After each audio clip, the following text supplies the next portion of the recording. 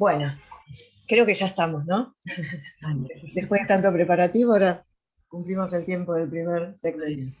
Bueno, por mi parte y el resto del grupo docente, les damos la bienvenida a la cursada tan particular bajo esta modalidad del año 2021. A todos. Estos son los nombres que componen nuestro grupo docente. Están Mariana del Pino y Andrés Nico, que están presentes en esta ocasión. Georgina Granito, Armando Castro también, Adriana Vanina, Liliana Celso, Victoria Sánchez Acevedo, creo que no estaba en este momento, pero se suma en otra ocasión. Este grupo se va a dividir en las comisiones de la mañana y de la tarde, y quería contarles un poco cómo hemos pensado y cómo se ha planteado este año, según el reglamento de la facultad, para las clases bajo la modalidad virtual. Pero primero les quiero comentar cuál va a ser nuestro cronograma. El cronograma se va a cumplir en forma similar a lo que hemos desarrollado en las clases presenciales otros años, con la salvedad de que hemos tenido que reprogramar actividades para las salidas de campo. Una lástima porque esto era muy valorado, creo, por todos. Pero bueno, ya van a ver. Nuestra idea siempre fue, y el planteo del cronograma estuvo pensado en, primero, abordar unidades generales, como ven ahí, horticultura argentina y mundial, iniciación, cultivo protegido y producto, cosecha y poscosecha. Estas unidades generales permiten ubicarlos en lo que es el contexto de la producción hortícola y florícola, dado que las dos áreas, la horticultura y la floricultura, comparten mucho de estos componentes que están señalados ahí, y que da la base como para poder interpretar luego en forma más específica los cultivos. Y en relación a los cultivos, en general nosotros tomamos algunos como modelos de otros. No podemos abordar en profundidad muchas especies como constituyen las hortalizas, que podemos señalar más de 35 que son comunes en cuanto a la producción y el consumo. Entonces señalamos casos modelos, que los seleccionamos por el tipo de órgano a producir o el tipo de órgano consumido. Por ejemplo, tomate y pimiento, no solo por la relevancia económica que pueda tener el cultivo de tomate, sino como modelo de lo que es el comportamiento de hortalizas de fruto. Apio y lechuga como modelo de hortalizas de hoja.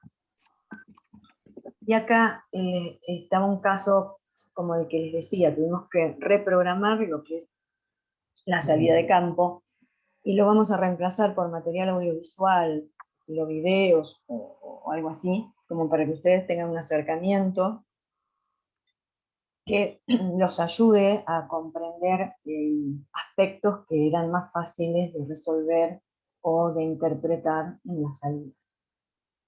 Después de eso vamos a tener el primer parcial.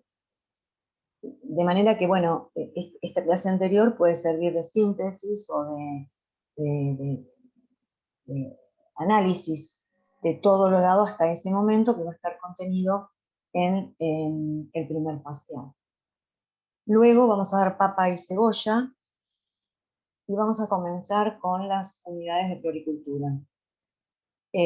Con la parte específica, primero la parte general, que no sea común, para ubicar en el contexto, digamos, que no sea común en la horticultura, y algunos cultivos tradicionales y también modelos que permitan interpretar otros, como son rosa, clavel y crisantemo, dado que además son las tres especies más importantes actualmente desde hace tiempo en la producción florícola. Luego vamos a tener el segundo parcial integrador. También vamos a dar cucurbitáceas, en un recuperatorio del segundo parcial y el flotante. Esto es como está diagramado entonces nuestro cronograma. Después si hay alguna consulta relativa a esto, lo van diciendo, lo van preguntando. Voy un poco rápido para poder abordar los temas más o menos en forma completa.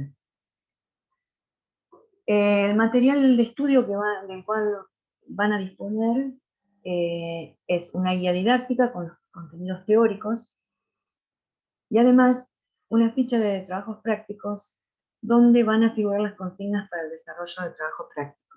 ¿Sí? Y a su vez, todo esto va a estar en el aula virtual. ¿Sí? A su vez va a haber material complementario, material diverso, como está señalado ahí, estudios de casos, videos, links, como para buscar otros contenidos, libros, audios. La clase teórica se va a subir también tanto el Power como el PDF al aula virtual. Y en este caso también, en la modalidad de este año, los links a las grabaciones de las clases teóricas. Lo que les decía, en este contexto se ha propuesto, según las recomendaciones de la facultad, el desarrollo de la asignatura en modalidad virtual, y las clases teórico-prácticas entonces van a tener un componente teórico que se va a dar por plataformas como esta o similares, en forma sincrónica prioritariamente durante la mañana, según las posibilidades también, y esto va a quedar grabado en el aula virtual. Si esto no es posible, como decíamos hace un instante, se va a subir la clase en forma, el material al aula virtual en PDF o en PowerPoint. En cuanto a los trabajos prácticos, como les decía, en la ficha de trabajos prácticos van a estar consignas que van a estar adaptadas en este caso a la modalidad virtual. Entonces aquí cada docente de cada comisión en forma sincrónica va a describir, a explicarles al inicio del trabajo práctico la consigna para que sea clara y para que ustedes la puedan resolver durante la semana para ser entregado durante esta semana. Bueno, después lo hablarán con el docente, se piensa que sea entregado el día viernes, de manera de poder ser analizado por el docente. Y además, esto es importante, el número de estos informes que deberán presentar deben representar el 50% del total de los informes solicitados para aprobar la cursada. Entonces, el docente va a revisar esto, el trabajo práctico, junto con ustedes, de forma sincrónica, en el momento siguiente. Primero hay un momento de explicación junto a ustedes, hay un trabajo de ustedes durante la semana y después hay una revisión con ustedes de lo hecho en esa consigna. También van a tener clases de consulta que pueden acordar con nosotros para resolver las dudas, que obviamente toda esta modalidad genera, nunca puede reemplazar la presencialidad, ¿no? Nosotros somos conscientes de eso. Entonces toda duda que pueda existir se puede resolver en consultas que ustedes pueden acordar con nosotros durante la cursada. Y en cuanto a los exámenes parciales, tenemos exámenes bajo la modalidad de cuestionarios de la plataforma Moodle del aula virtual. Bueno, igual esto se va a ir viendo para los que no estén familiarizados con la plataforma, para poder ir viendo de qué manera familiarizarse durante la cursada antes de llegar a esta instancia. Bueno, después entonces cualquier duda, por supuesto, que lo van planteando y lo vamos viendo. Ahora sí podemos empezar con el tema de hoy, que es la horticultura, tanto a nivel mundial como argentino. En principio, bueno, pueden encontrar varias definiciones de horticultura. Nosotros generalmente nos referimos a estas dos que son sencillas, pero tienen dos miradas, ¿no? Una que dice que es la disciplina que abarca los conocimientos agronómicos aplicados a la producción de hortalizas. Eso, nada más. O sea, es la agronomía aplicada a la producción de hortalizas. Hay otra que es más abarcativa, que es más realista en cuanto a la evolución que ha tenido la horticultura en los últimos tiempos, que dice que es el estudio y manejo de la empresa hortícola dentro de un marco social, o sea, acá ya la contextualiza, dentro del marco social que la rodea, involucrando aspectos previos a la siembra, acá ya involucra aspectos de la planificación, ¿no? De la organización, de la infraestructura, de la gestión, digamos, y también posteriores a la cosecha, como son el manejo del producto, el manipuleo, agregaría yo, la comercialización, incluyendo aspectos que se han desarrollado muchísimo en los últimos tiempos, como es todo lo relativo a la tecnología o el manejo post cosecha. Esta es más abarcativa y capaz que es más clara en cuanto a lo que realmente abarca la horticultura actualmente. ¿Y qué son las hortalizas? Bueno, las hortalizas son plantas herbáceas o subleñosas que se usan para la alimentación humana, sin transformación previa, o también pueden ser industrializadas. ¿Qué tienen en común? Porque como les decía hace un ratito, hay numerosas especies hortícolas. Podemos señalar un número muy elevado, pero tienen aspectos comunes. Son plantas anuales, bianuales o algunas perennes también. La mayoría son anuales, algunas bianuales y algunas perennes.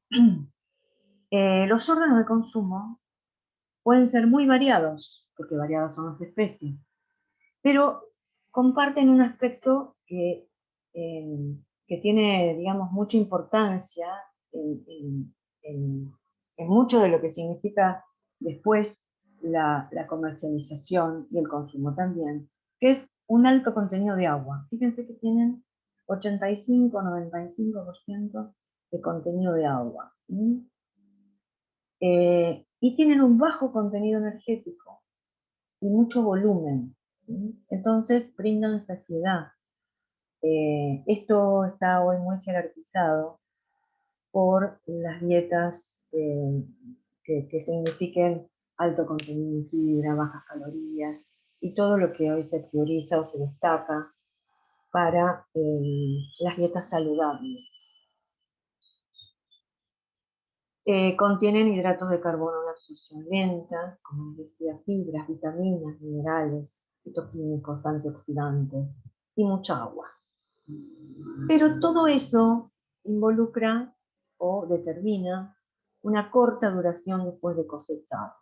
O sea, se traduce en una limitante en lo que tenga que ser manipuleo o comercialización.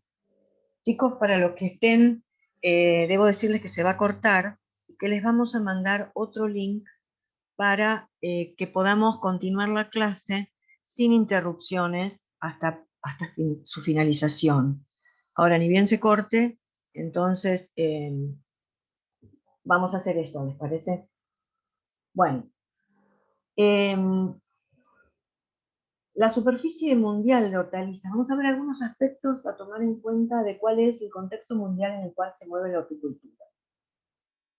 La superficie mundial involucra aproximadamente cerca de unos 60 millones de hectáreas y 1.130 millones de toneladas. O sea, pero digamos, el escenario mundial con estos números tiene cultivos que se destacan y polos en cuanto a países que también se destacan.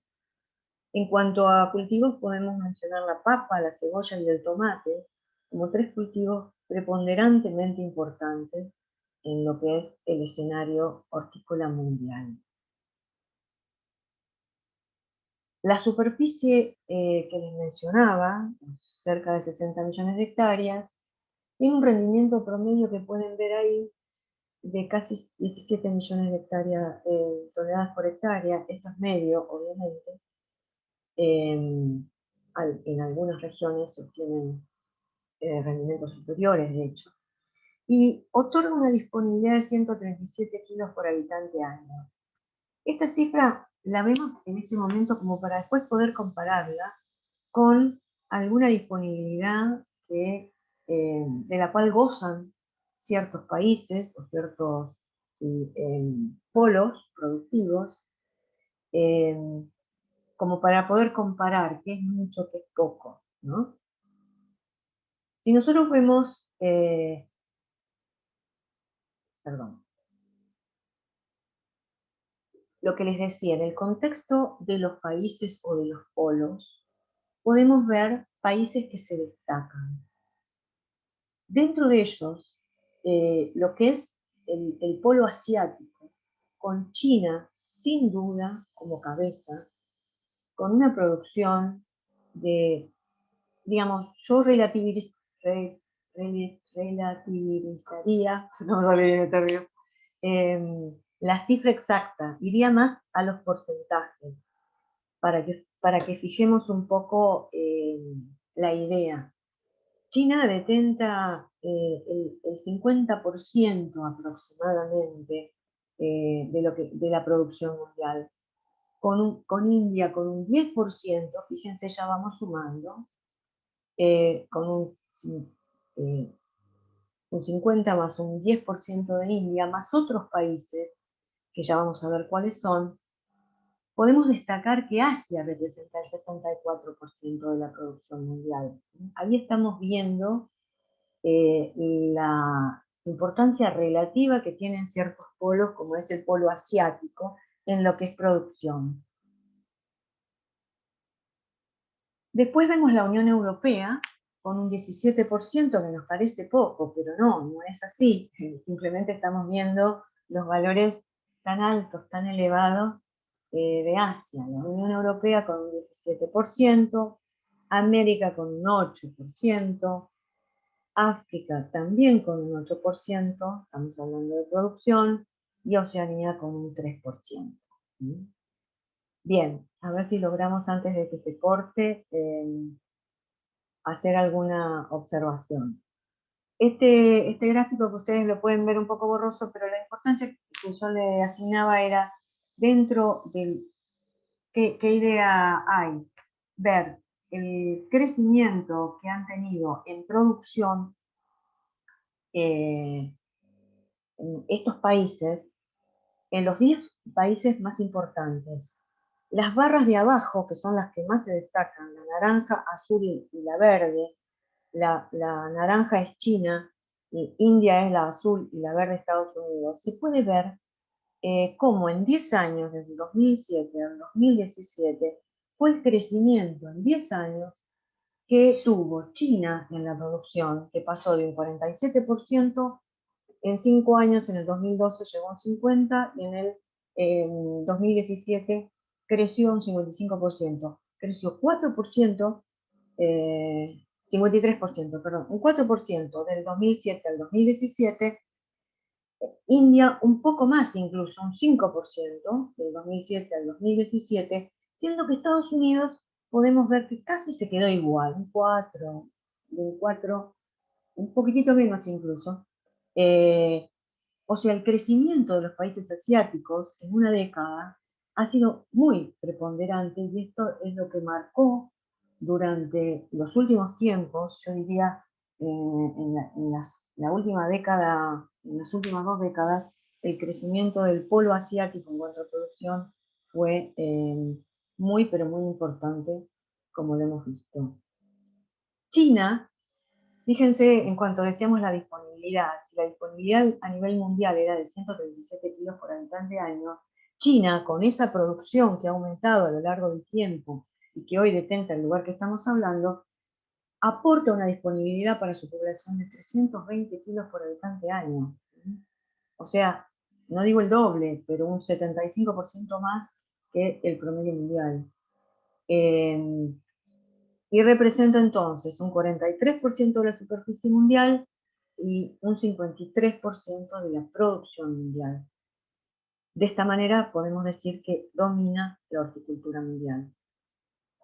Con otros países, con India, que tiene más de 7 millones de hectáreas en producción, la India, junto con Japón, Tailandia, Corea del Sur, Pakistán, esos países que ven ustedes ahí, representa el 72% de la superficie mundial. Por lo tanto, podemos señalar que esta es la principal región productora del mundo. Y representa a su vez el 60% de la población mundial. Entonces, toda esa producción en este polo de producción asegura unos 125,6 kilos de hortalizas por habitante año, que es el más alto nivel a nivel continente. Bueno, creo que se está por cortar. Pero bueno, vamos a llegar al menos hasta acá. Se estima el consumo mundial, de todos modos, todos estos números, tenemos que considerar que el consumo mundial está entre el 20 y el 50% del mínimo recomendado. O sea, falta para poder cumplir con el consumo recomendado por la Organización Mundial de la Salud. Y acá vemos el consumo de los principales países de los pueblos que hemos estado hablando. China con 372 millones de toneladas, la India con 78 millones de toneladas y Estados Unidos con casi 40, el 39,6 millones de toneladas de consumo. Yo diría que, bueno, no sé si empezar con el intercambio o dejarlo para cuando nos volvamos a enganchar, porque hay un gráfico que me gustaría poder analizarlo con ustedes y dar algunas pautas para poder entenderlo mejor. No sé si... Bueno, era ¿sí? Para recordarles, Susi, que que yo les acabo de enviar un mensaje con el nuevo link para el nuevo Zoom, el que nos mandó Carlitos Cordiviola, que no tiene límite.